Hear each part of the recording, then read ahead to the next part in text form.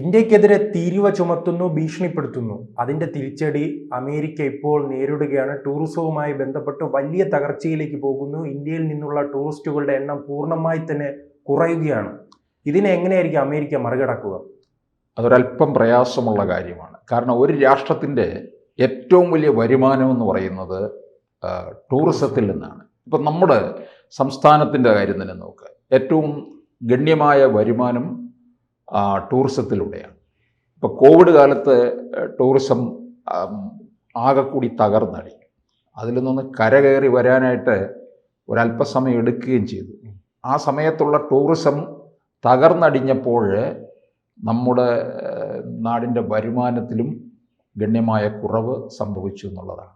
ഇതിപ്പം ഇവിടെ ട്രംപിൻ്റെ ചില കടുത്ത നിലപാടിലൂടെയാണ് ഈ കുഴപ്പങ്ങളെല്ലാം സംഭവിച്ചത്.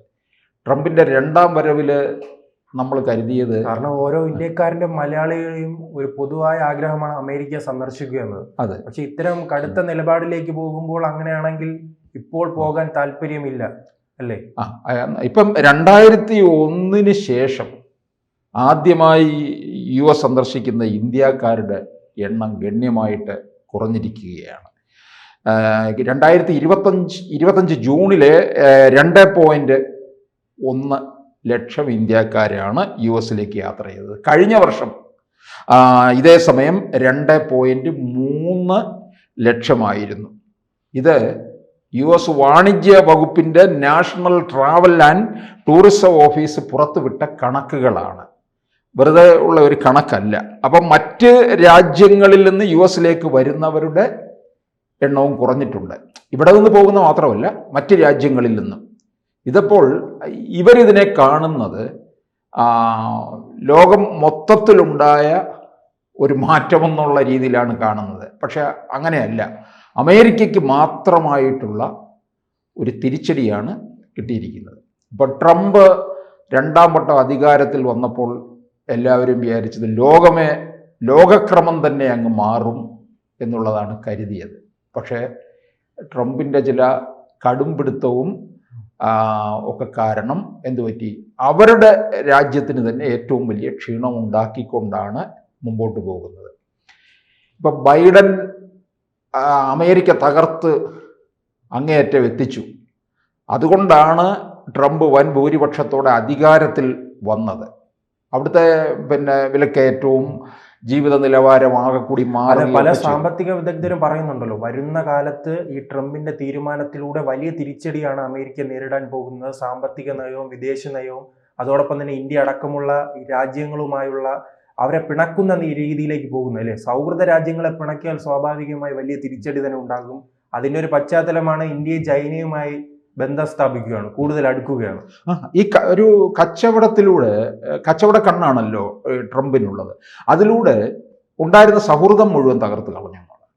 ഇപ്പം നരേന്ദ്രമോദിയെ പലവട്ടം ടെലഫോണിൽ വിളിച്ചു, അദ്ദേഹം ഫോൺ നിരസിച്ചു എന്നാണ് നമുക്കറിയാൻ കഴിഞ്ഞിട്ടുള്ളത്. അപ്പോൾ അത്ര വരെ രൂക്ഷമായ സ്ഥിതിയിലേക്ക് കാര്യങ്ങൾ മാറി. ഒരാളുടെ ഫോൺ പോലും എടുക്കാതെ അവഗണിക്കുന്നു എന്ന് പറഞ്ഞു കഴിഞ്ഞാൽ അതിൻ്റെ അർത്ഥം അത്രത്തോളം നമ്മൾ ആ രാഷ്ട്രത്തെ അംഗീകരിക്കുന്നില്ല എന്നുള്ളതാണ് അതിനകത്ത് വ്യക്തമായിരിക്കുന്നത്. അപ്പോൾ ഇവർക്ക് വലിയ തിരിച്ചടി ഉണ്ടാക്കി കൊടുക്കുകയാണ് ചെയ്യുന്നത്. അപ്പോൾ അമേരിക്കയിലെ സാമ്പത്തിക വിദഗ്ധന്മാർ തന്നെ പറയുന്നത് ഇതിൻ്റെ അനുഭവങ്ങൾ ഇങ്ങോട്ട് ഇനി പിന്നീടാണ് വരാൻ പോകുന്നത്. ഇപ്പം ട്രംപ് എന്താണ്, ലോകം മുഴുവൻ ഭരിക്കാനായിട്ട് ഇറങ്ങി വന്ന വരവായിരുന്നു രണ്ടാം വരവ്. ഞാൻ എല്ലാ യുദ്ധവും അവസാനിപ്പിക്കും, റഷ്യ ഉക്രൈൻ വാറിനകത്ത് ഇടപെടുന്നു. പക്ഷേ ഇടപെടൽ മാത്രമേ ഉള്ളൂ, അതിനടുത്ത ദിവസം യുദ്ധത്തിൻ്റെ തീവ്രത ഒന്നുകൂടെ വർദ്ധിക്കും, മരിക്കുന്നവരുടെ എണ്ണം കൂടി വരും. ഇസ്രായേൽ ഗാസയുടെ കാര്യത്തിലും ഇത് തന്നെ സംഭവിച്ചു. ഗാസയിലുള്ളവരെ മുഴുവൻ ഒഴിപ്പിക്കും. അവരെ ഏതാണ്ട് 20 ലക്ഷം പേരെ മറ്റ് 2 രാജ്യങ്ങളിലായിട്ട് പാർപ്പിക്കുമെന്ന്. ആ രാജ്യക്കാർ അടുപ്പിച്ചില്ല, ആ തീരുമാനത്തെ തന്നെ വെട്ടിനിരത്തി എന്നുള്ളതാണ്. 20 ലക്ഷം പേരെയൊക്കെ വേറെ രാജ്യങ്ങളിലേക്ക് അക്കോമഡേറ്റ് ചെയ്യുക എന്ന് പറഞ്ഞാൽ അത് പ്രാവർത്തികമല്ല. തിരികെ ഇവരെ എന്ന് പുനരധിവസിപ്പിക്കുമെന്നുള്ള കാര്യവും പറയുന്നില്ല. എന്നിട്ട് ഗാസ ടൂറിസ്റ്റ് കേന്ദ്രമാക്കും എന്നായിരുന്നല്ലോ പറഞ്ഞത്. സ്വന്തം രാജ്യത്തെ ടൂറിസം സ്വന്തം രാജ്യത്തെ ടൂറിസം തകർന്നടിയുകയാണ്. അത് നോക്കാനായിട്ട് കഴിയുന്നില്ല. പക്ഷേ അമേരിക്കയെ പോലുള്ള ഒരു വൻ രാഷ്ട്രത്തിന് ടൂറിസമായിരുന്നു ഏറ്റവും വലിയ വരുമാനം എന്ന് പറയുന്നത്. കാരണം ഇന്ത്യയിൽ നിന്ന് ഇത്ര 2.5 ലക്ഷത്തോളം പേരങ്ങോട്ടേക്ക് ഒരു വർഷം എത്തുന്നു. അതുപോലെ തന്നെ മറ്റു പല രാജ്യങ്ങളിൽ നിന്നും എത്തുന്നു എന്നുള്ളതാണ്. അപ്പോൾ അവരുടെ സാമ്പത്തിക സ്ഥിതിയിലും ആകെ മാറ്റം വരുമെന്നുള്ളതാണ്. ടൂറിസത്തിൻ്റെ വരവ് കുറയുമ്പോൾ അതിനനുസരിച്ച് എല്ലാ രംഗത്തും കുഴപ്പങ്ങൾ സംഭവിക്കുമെന്നുള്ളതാണ്. ഇപ്പം ഇത് ഈ ട്രംപിൻ്റെ ഒരു തന്നിഷ്ടപ്രകാരം സംഭവിച്ച കാര്യമാണ്. ഇതിനിനിയും എനിക്ക് തോന്നുന്നില്ല, ഇപ്പം അധികാരത്തിൽ വന്നിട്ട് എത്ര നാളായി? 7 മാസമേ ആകുന്നുള്ളൂ. 7 മാസം 8 മാസത്തിലേക്കേ ആകുന്നുള്ളൂ. ഇനിയും കിടക്കുകയാണ്. ആ നാളുകൾക്കുള്ളിൽ അമേരിക്കയെ ഏത് തരത്തിൽ മാറ്റുമെന്നുള്ളതാണ് അറിയേണ്ട കാര്യം. അതോടൊപ്പം തന്നെ ഇന്ത്യയും അമേരിക്കയും തമ്മിലുള്ള പ്രശ്നം ഇപ്പോൾ തുടങ്ങിയിട്ടേ ഉള്ളൂ. അത് മൂർച്ഛിക്കും തോറും ഈ ടൂറിസ്റ്റുകളുടെ എണ്ണം ഓരോ ദിവസവും കുറയുമല്ലോ. ഓപ്പറേഷൻ സിന്ദൂറുമായി ബന്ധപ്പെട്ട് തുർക്കിക്കും ഈ പണി കിട്ടിയിട്ടുണ്ട്. ഇത് പിന്നെ ഇതിനകത്ത് ഈ അമേരിക്കയും പാകിസ്ഥാനുമായിട്ടുള്ള ഒരു കൈകോർക്കൽ നടന്നിട്ടുണ്ടല്ലോ. അസീം മുനീറും 1 മാസത്തിനിടയിൽ 2 തവണ അവിടം സന്ദർശിക്കുന്നു. ഇതേ അവസരത്തിൽ നരേന്ദ്രമോദി ലോകത്തെവിടെല്ലാം പോയിട്ടുണ്ടോ അവിടെയെല്ലാം ആ രാഷ്ട്രത്തലവന്മാരുമായിട്ട് വലിയ സൗഹൃദത്തിലും അവരോട് പറയുന്ന ഒറ്റ കാര്യം, പലതരത്തിലുള്ള വ്യാപാര കരാറുകളിലേക്കും കടക്കുന്നുണ്ട് ഇന്ത്യയും ആ രാജ്യങ്ങളുമായിട്ട്. അതിനോടൊപ്പം പറയുന്നത് ഭീകരതയെ നമുക്ക് ഒറ്റക്കെട്ടായി നേരിടണം എന്നാണ് പറയുന്നത്. അപ്പോൾ അത് നമ്മുടെ ഓപ്പറേഷൻ പഹൽഗാമിൽ നടന്ന പാകിസ്ഥാൻ്റെ ഭീകരാക്രമണത്തെ തുടർന്ന് ലോകത്തെ മുഴുവൻ ഭീകരാക്രമണത്തിനെതിരായി നിൽക്കാനായിട്ട് മോഡിയുടെ ഒരു ശ്രമമാണ്. അതിൻ്റെ ചൈനയിലും പറഞ്ഞു. ഇപ്പോൾ ഫിജിയിലെ പ്രധാനമന്ത്രി ഡൽഹിയിൽ വന്ന അവസരത്തിൽ ഫിജിക്ക് വലിയ സഹായം കൊടുക്കുന്നുണ്ട്. ഫിജി എന്ന് പറയുന്ന ഒരു വലിയൊരു ദ്വീപ് സമൂഹമാണ്. അവിടെ പിന്നെ ആശുപത്രി സൗകര്യങ്ങൾ, ക്രിക്കറ്റ് പരിശീലകർ, എല്ലാ രംഗത്തേക്കും വലിയ സഹായം അങ്ങോട്ടേക്ക് നൽകുന്നുണ്ട്. അപ്പോൾ എന്നിട്ട് അവിടുത്തെ പ്രധാനമന്ത്രിയോടും പറയുന്നുണ്ട് ഭീകരതയ്ക്കെതിരെ നമുക്ക് ഒന്നിച്ചു നിൽക്കണം എന്നുള്ളത്.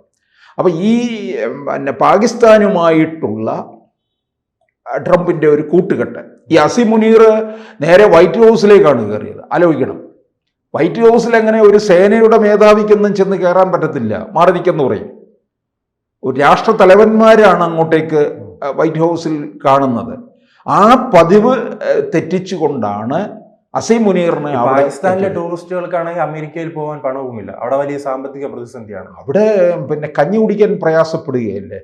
അവിടെ ഇപ്പോഴും പിന്നെ ഭീകരതയെ വളർത്തുന്നതിന് വേണ്ടി മാത്രം, ആയുധ ശേഖരത്തിന് വേണ്ടിയാണ് പണം ചെലവഴിച്ചുകൊണ്ടിരിക്കുന്നത്. അപ്പോൾ അവരുമായിട്ടുള്ള ഒരു കൂട്ടുകെട്ടിലേക്ക് പിന്നെ അമേരിക്ക പോകുന്നതും മറ്റ് പല രാഷ്ട്രങ്ങളിൽ നിന്ന് അമേരിക്കയിലേക്കുള്ള സന്ദർശകരുടെ വരവും കുറയ്ക്കുകയും ചെയ്യും.